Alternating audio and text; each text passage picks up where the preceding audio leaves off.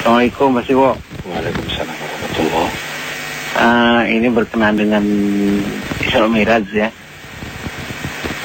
Bagaimana menurut Pak Siwo, apakah Nabi Muhammad itu ketemu dengan waktu Mirajnya itu ketemu dengan Tuhan apa ya? Bagaimana menurut Pak Siwo? Menurut pendapat Pak Siwo? Iya, itu saja. Terima kasih. Baik, terima kasih. Assalamualaikum Pak Sep. Terima kasih untuk sharingnya. Silahkan, Siwo. Mas Asep di Johor Baru. Pertanyaan ini sangat erat hubungannya dengan bagaimana pemahaman kita terhadap tauhid. Misalnya begini, kalau seseorang mempunyai pemahaman tauhid bahwa Tuhan itu sempurna dan sempurna itu tidak ada yang membatasi, maka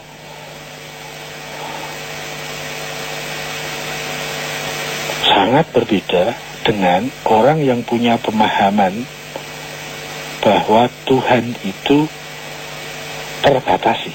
Misalnya apa? Terbatasi oleh tempat, oleh ruang dan waktu. Nah, pertanyaan tadi, apakah pada saat Isra Mi'raj itu Rasulullah ketemu dengan Tuhan? Nah, mungkin di sini di dalam pemahaman kita masih ada konsep ruang dan waktu terkait dengan Tuhan, sehingga ketemu Tuhan di sana, di suatu tempat. Ini berarti akar masalahnya ada pada bagaimana kita punya pemahaman tauhid, bagaimana kita mengesahkan Tuhan. Ya, agak lebih masuk sedikit. Setiap sesuatu sepanjang yang saya tahu ini, yang dia terbatasi oleh ruang dan waktu, sehingga dia itu terikat dengan tempat, misalnya.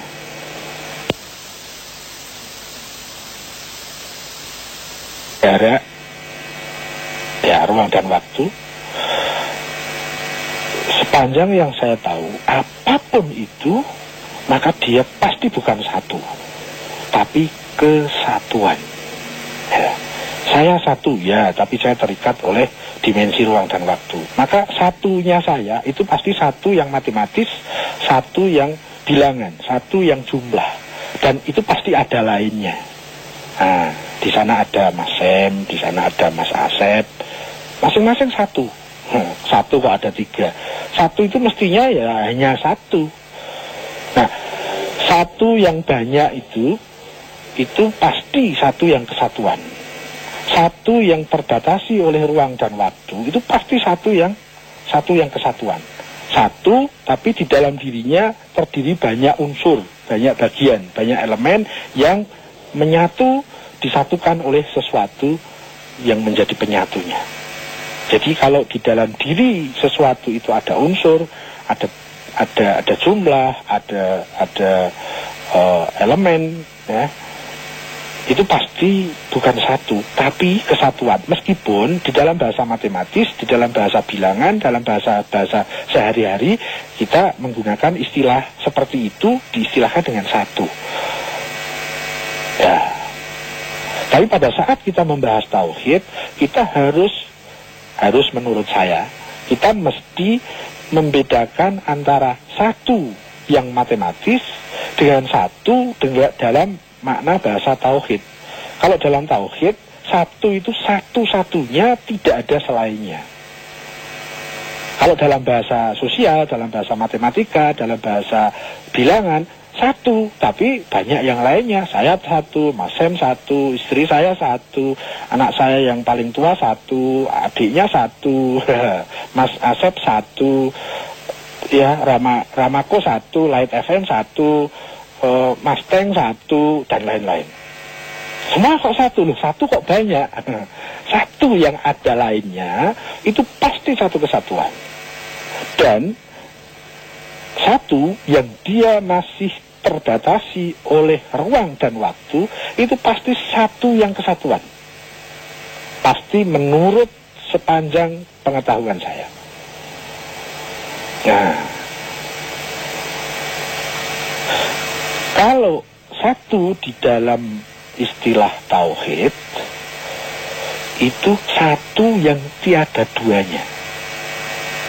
Kalau satu ada yang lainnya menyatu, itu kita punya istilah Bhinneka Tunggal Ika. Bhinneka berbeda-beda, tapi eka. Satunya pakai kata eka. Berbeda-beda, tapi satu. Nah, menjadi kesatuan namanya. Beda dengan sila yang pertama, menggunakan istilah esa, bukan eka.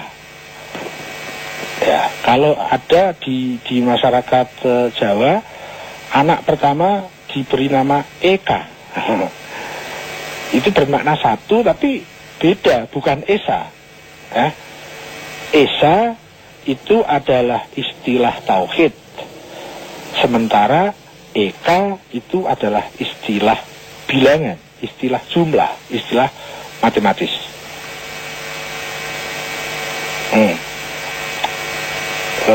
Kita bisa membayangkan ya, kenapa ya kita mempunyai istilah yang sifatnya nasional, yang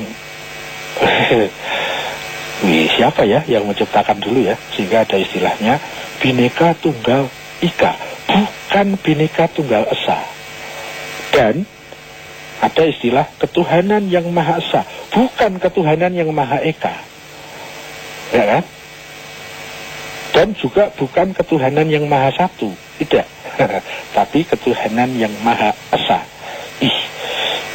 Pasti ini bukan kebetulan. Pasti ini dipilih kata bagaimana. Kita mau pakai eka, pakai esa, atau pakai satu. Sehingga terjadilah ketuhanan yang Maha Esa. Ya.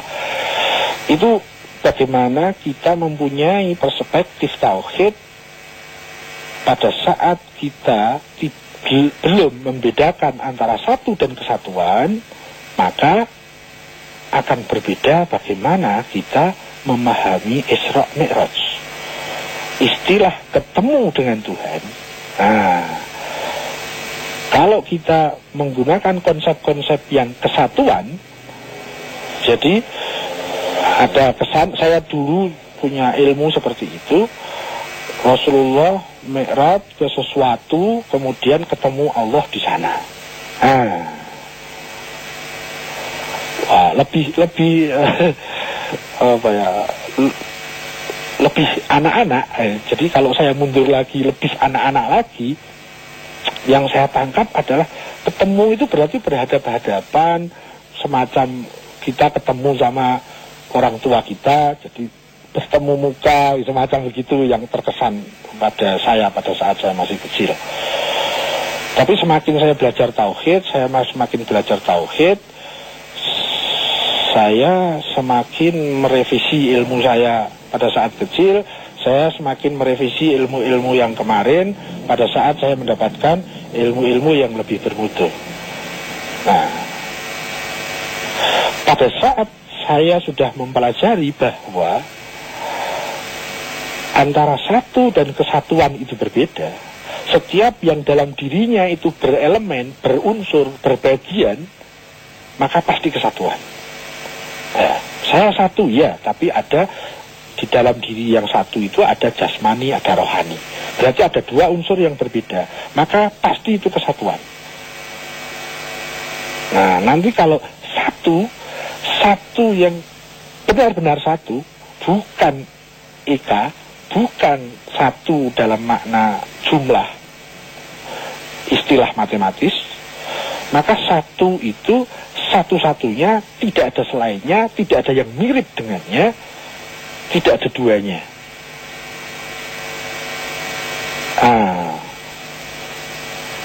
Kita akan bisa lebih memahami satu yang itu adalah satu yang sempurna, tidak dibatasi oleh ruang dan waktu, tidak dibatasi oleh bagian-bagian, tidak dibatasi oleh unsur-unsur yang ada dalam dirinya.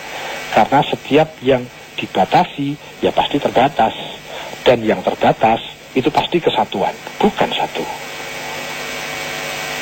Nah,